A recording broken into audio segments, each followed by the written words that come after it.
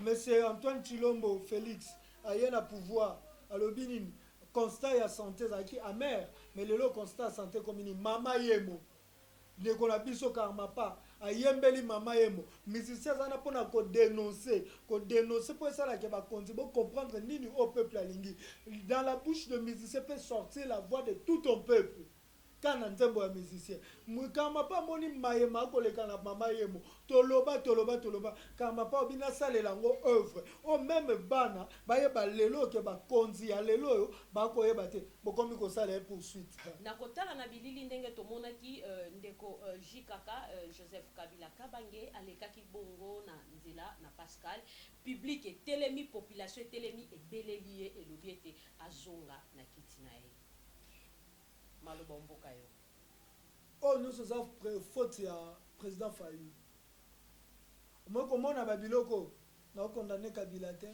soki azalaki mona population esengi azonga zanga na sisa tant na olobaka non na condamner Kabila te na komo condamner directement président Fayou pour batiki terrain vide. Félix doit avoir un adversaire siko tango président Fayou na terrain azate bakso azate mbamoko adversaire à Félix abimi nani Kabila na minute adversaire à Félix non tout le bâtiment obi population a kobelela ya ça oui population beleli akozonga na kitana to si ça na olinga na faire comprendre batu oba osani population ebise azonga na place nini na kiti na ye kiti yango na fande siko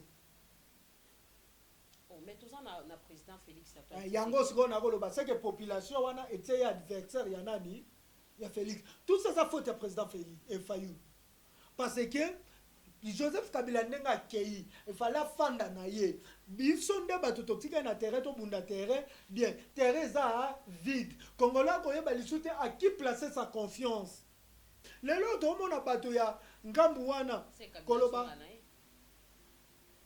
na Kabila na Félix na ndeko Fayou to yeba lisute na ne ko pesa mutema na biso. Tout ça pour ça, génération, il faut changer. Classe politique, il faut changer. On n'a plus besoin de bateau au Fanda. Ok, na poto lobby que non, moi j'ai été avec le Rwandais, je grandis avec le Rwandais. Tout ça pour ça, bateau vision de la libération à Congo. Article 64. Comment on met ma peuple dans le soulèvement? Tel habilo qu'on met ma tout ça, ma cartouche belé, ah ouais, on met ma peuple dans le soulèvement. Ma cartouche belé, ça m'a beaucoup. L'application était d'urgence, c'est ça la maté. Nene Afriland a payé gouvernement 5000 cachets, a payé population sigane. Ce qui n'a 100 millions, il y a ceux qui a franc congolais. A payé peuple sigane. Là qui ce peuple blanc, on a peuple à revendiquer. Ndeko Félix c'est quel dit. La ligne ceux qui a payé Sambongo, ceux qui nini, oh bato ya Senko baboyi na bangolo boko na e. Peuple azad dessus. UDPS, ils ont le roi, Lumumba, to baka pembe na Lumumba et ya Lumumba le roi ba Mobutu, o baka na flatterie na bango, ba yaka te po bazo idéologie mboka, ba comprendre ki yango lelo ekola ki sa batu ke non, papa Etienne Tshisekedi a trahi ce pays. Parce que ba koye ba nzete na bambuma nango. Vision News.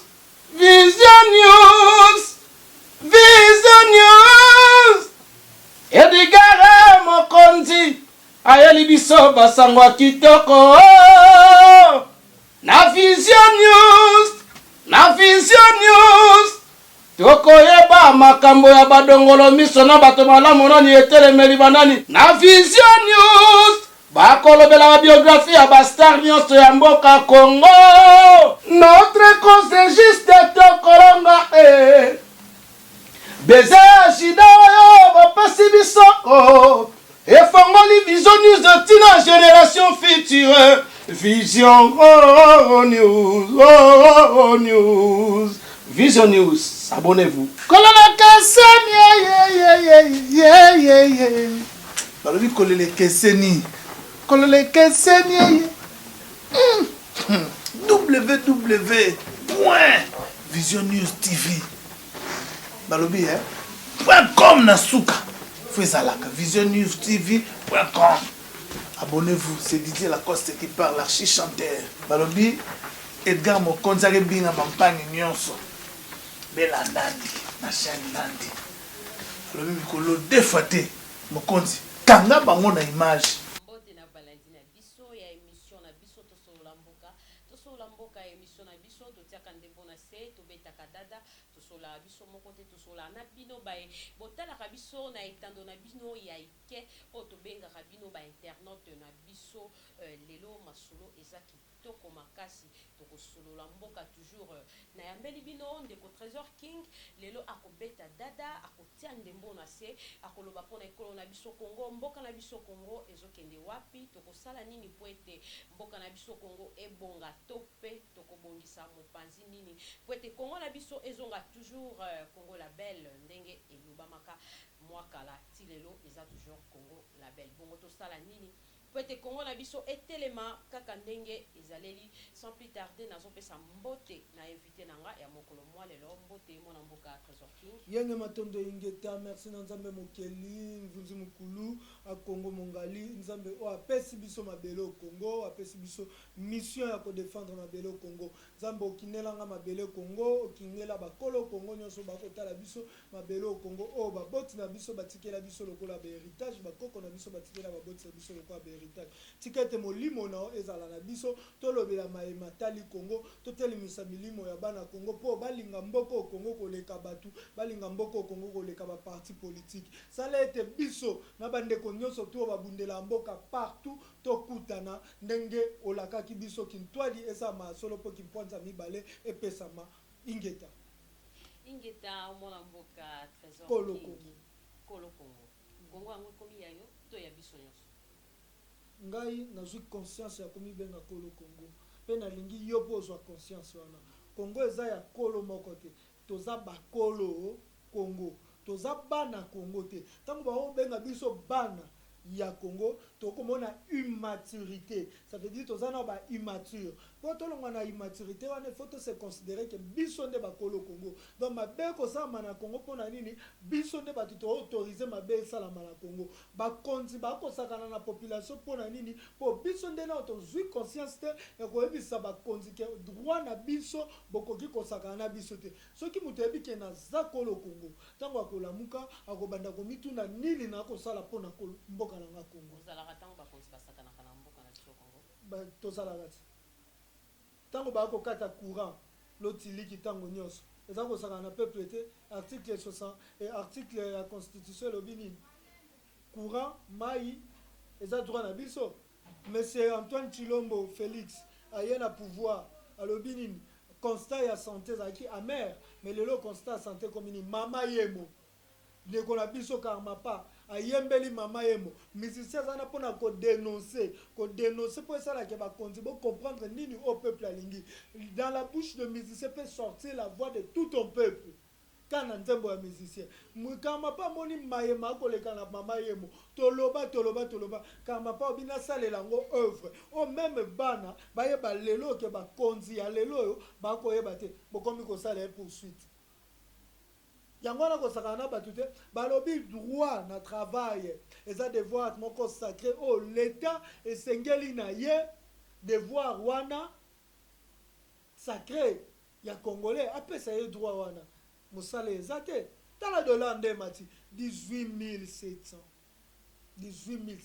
dollars touti na 18700 ndeko tokoke wani na mboka Congo pasi ekobakisama na Congo deza yango tokende ya ndeko Chilombo babotikele inanete ando eza ane ya baaction tala action ya liboso dollar emati action balaka biso yango wana ando eza ane ya baaction état d'urgence kuna baolinga basala nini baprolonge me bawenze yango ezongi te mpona balakisa bato ke maladi eza te loba état d'urgence tikaka ya monoko te ngana toza na Kinshasa tika ya monoko te ya monoko kaka na kashine mpe kashine yango soki olingi sinon état d'urgence na Congo ezate to monaki ba état d'urgence na bamboko ba kolanda soki ba lobby application nango l'application d'état d'urgence pour eso ça mate pona modalité selon l'article 85 na sebabi le modalité de l'application d'état d'urgence sera déterminée par la loi yango bango ba foué la loi yango ba ko sakana nango deni modalité yango ko za ya application yango ko za déterminer na ndenge sengeli yango batika peuple atelengana ne maloba elobi ndeko Trésor King ndeko Trésor King na botali poso eleki tomonaki mwana mboka l'ex président de la République na ex-président de la République président honoraire ouais messieurs Jikaka Joseph Kabila Kabange wani otie mwana mboka aza mwana mboka yende mwana mboka biso bakolo mboka voilà osali bien loko otie mwana mboka biso bakolo Kongo elobio ye mwana mboka biso bakolo Kongo yaza kolo yete yaza kolo Kongo te mwana mboka ya kolo Kongo te biso nde bakolo Kongo Trésor King kolo Kongo eza moto ako défendre Congo moto ako défendre libota nete mais moto azwi moto na evine atiango pona Kongo ndeko Trésor King ngana yo tomonaki na bilili te préciser tango ozotia mwana mboka tango otia mwana mboka bato bakolanda biso baza posa beba plus de précision pour aller otia mwana mboka. Nous discutons pas, nous sommes là, nous parlons ba question ezayanga ba réponse ezayo yo lobi aza mwana mboka te mais nakotala na bilili ndenge tomonaki te na lobi aza mwana mboka biso nde bakolo mboka elobi yo nakotala na bilili ndenge tomonaki ndeko Jikaka Joseph Kabila Kabange alekaki bongo na nzela na Pascal public et telemi population et telemi et belelié et lobiete azonga na kiti na ye maloba mboka yo oh nous sommes faute ya président Fayulu moi komona babiloko na condamner Kabila te soki azalaki mona zelanga te parce que population esengi azonga zelanga na sisa tant na olobaka non na condamner Kabila te na komo condamner directement président Fayulu pour batiki terrain vide. Félix doit avoir un adversaire siko tango président Fayulu na terrain azate bakso azate mbamoko adversaire à Félix abimi nani Kabila na minute adversaire à Félix non tolo bate obi population akobelela ya sa oui population beleli akozonga na kiti nani poto tala kina bilili yo pona taki na bilili to si ça na olinga na faire comprendre batu o ba osani population ebise azonga na place nini na kiti na ye kiti yango na fandi siko mais tout ça na président Félix yango siko na koloba c'est que population wana était adversaire ya nani ya Félix tout ça faute ya président Félix et Fayulu parce que Joseph Kabila nenga kei il fallait fanda na ye biso nde bato totika na terrain to bunda terrain bien terrain za vide congolais ko yeba lisute à qui placer sa confiance ba communicateur à la muka ba koma ba analyste politique. Parce que quand on appelle un communicateur, c'est celui qui donne la communication. Oh, mais ma communiquer, il y a la mouka. Ma pèse à l'issue communiquer, yo yamba bango. Communiquer ni à la mouka. Bah comment ça analyse politique actuelle. Bah comment on aligne analyste politique. Or communicateur à la mouka doit rester communicateur. Il y a la mouka, il y a ça communiquer. Comme il n'y a pas de communiquer, il y a la mouka, il y a ça. Donc il y a une analyse politique. Baba ça la ba fait biso to analyser. Baba ça ba fait biso to analyser. Ta président Fayulu etika tikengo kanesanga. Président Fayulu action to monate. Ta to kumisa te ka po to kumisa. Wana zo attaquer Fayulu bala moko. Mais je parle à Fayulu. Non lancer message n'anga pas Fayulu. Non lancer message n'anga pas. Parce que la minute kita kitengeza la Félix l'homme de Corneille Nanga na Fayulu l'homme du peuple. Peuple wana ezo yebisa Kabila zonga c'est le peuple oyo koko yebisa Fayulu ko t'avait voté tama komo yebisa Kabila lu zonga ta bato ba montage ndeko population oyo landa Kabila na changu ata ba bi montage ba pesa population na tumbongo yo landa to tika ko fabriquer bilo musu to ko koloba bilo musu eza peuple ayini nanu ndeko Félix Tshilombo parce que eloko population so tambisi micro balader tuna na to kende 2 ans presque. Parce que janvier, au 5e mois, dans une année déjà, 4 mois. Au Félix, c'est un pouvoir. Qu'est-ce qu'il y a malonga tout le monde? Population, il y a malonga tout le monde. Population baillée. Population, à qui c'est confié? Fallu la zate, biso ba résistant. Tous en énergie, mais tous en moyen, il y a la population qui est confié dans révolte. Tout c'est confié dans l'article 64. Et on comme la libération à Congo, et zo kende, pour les Congolais à prêt. Il y a tellement.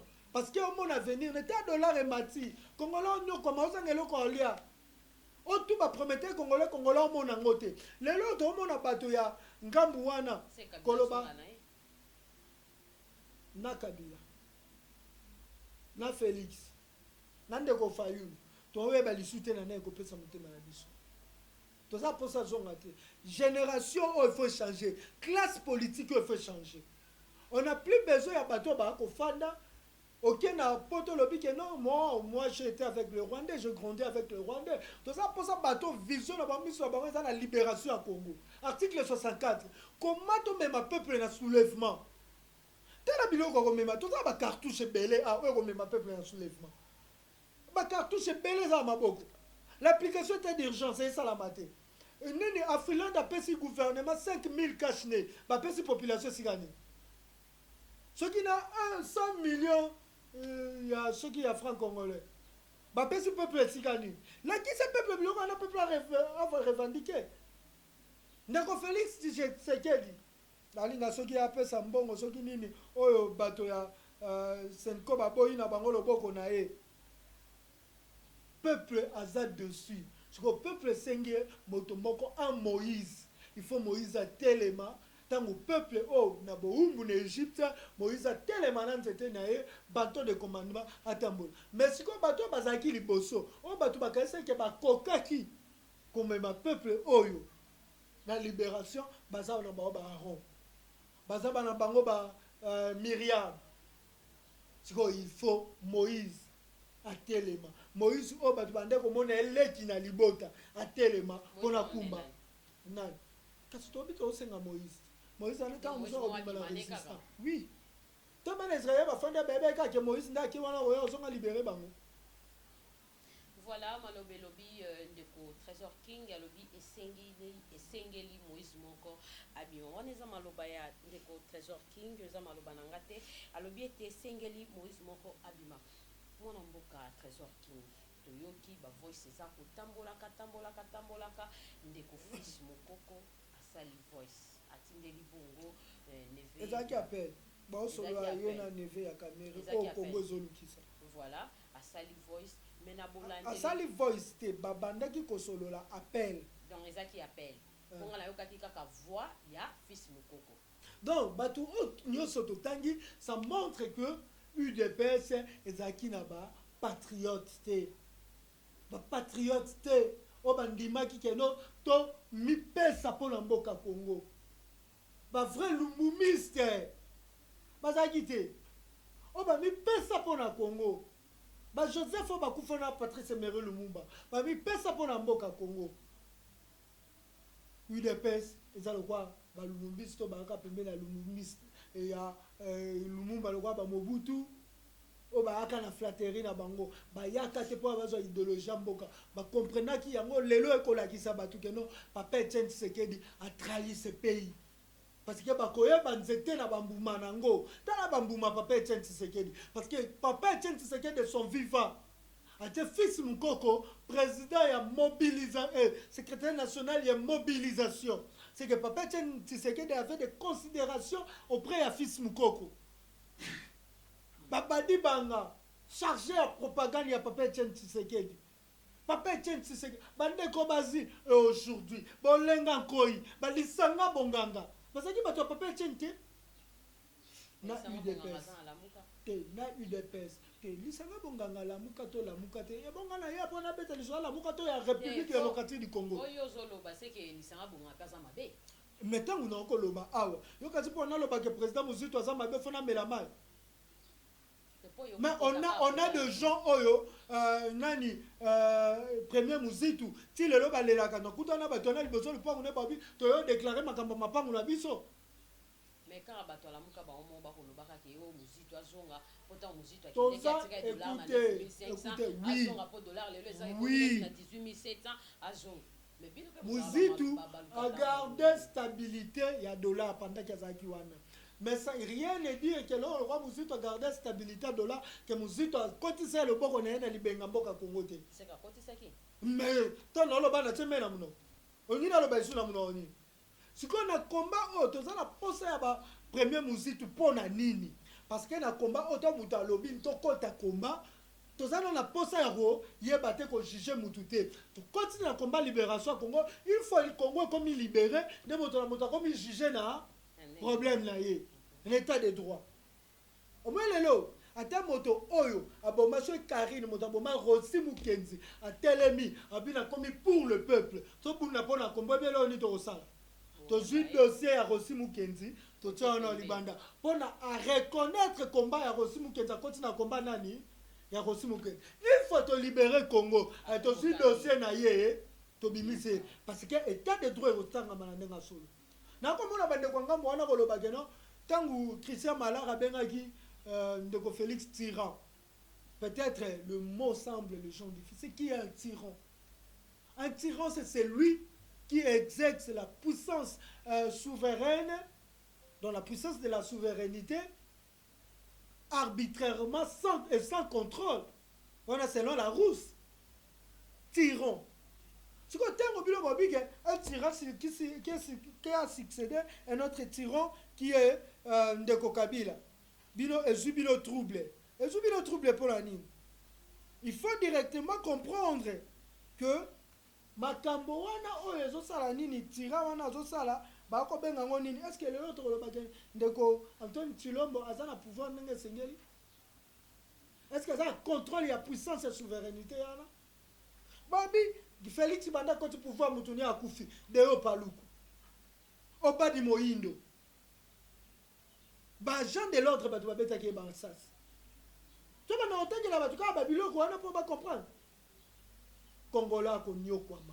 Voilà, merci. Derrière le temps. Et toujours qui manasi manangonga motuna ya suka po to shite pona mwana mboka Alexis Tambo na sénatrice yomo komoni omona ki ndenge bibi ele kati na itando ya ike to mona ki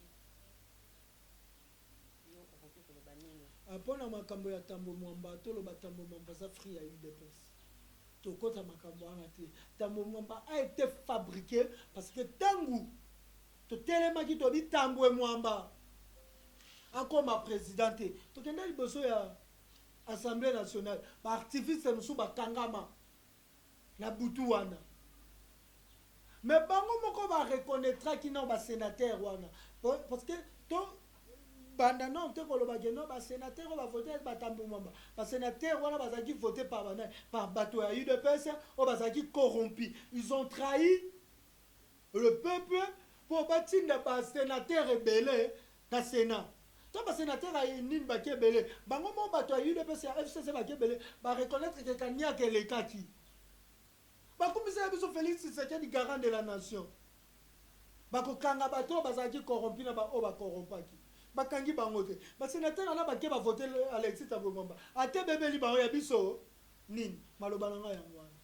Voilà, nous sommes à la fin de cette émission. Soki émission Elizakio, nous quelque part dans mon témana, Olivier Biso et tous les propos tenus, ça n'engage que Trésor King. Moi, je suis pour rien. Ça n'engage que Ngaï. Voilà, là, je dis merci aux caméramans qui étaient derrière ces belles caméras et ces belles et beaux et belles caméras. Non, Trésor King, papa nanga. Et mot de la fin pour cette émission. Mot de la fin, on va dire que Tolinga Congo ko leka nyoso. Tolinga Congo ko leka bakonzi po bakonzi baleka. Mais Congo eleka te to bandi na kasa fu tito ena ndeko Tshilombo Antoine. Totala bato ana nyoso bazalelo. Bazate mais Congo na biso ezali. Tolinga Congo ko leka ba parti politique. Toza ba fan ya bato te ba mais ba fan ya Congo. Nde Congo to kotiki ya bana biso to tiki ande bana biso ndeko Tshilombo te to tiki ya bana biso ndeko Fayulu te to tiki ya bana biso ndeko Muzitu te to tiki ya bana biso Kabila te to tiki ya bana biso Congo to tiki ya bana biso Alexis Tambo Mwamba te to linga Congo. Numéro de téléphone nga 00243 82 381 18 51 00243 82 381 18 51. Voilà, merci. Matondo na bino banso baebo pesa kinga lisusu ngonga na bino ya moke ya kolanda milulu oyo na pesi merci beaucoup na cameraman o azala ki sima ya caméra ya kitoko oyo Matondo mingi na ye. Merci na mama Hello Bac de France, merci na mama Congo, merci na bino banso Matondo ya suka eza ya boss nanga Edgar Mokonzi, le savoir ne ment pas. Bon rétablissement na ye isika azali bikamba mu papa po ete musala tosala ndenge elongo baningana bino tomonani mbala na sima. Bonsoir chef. Vision News.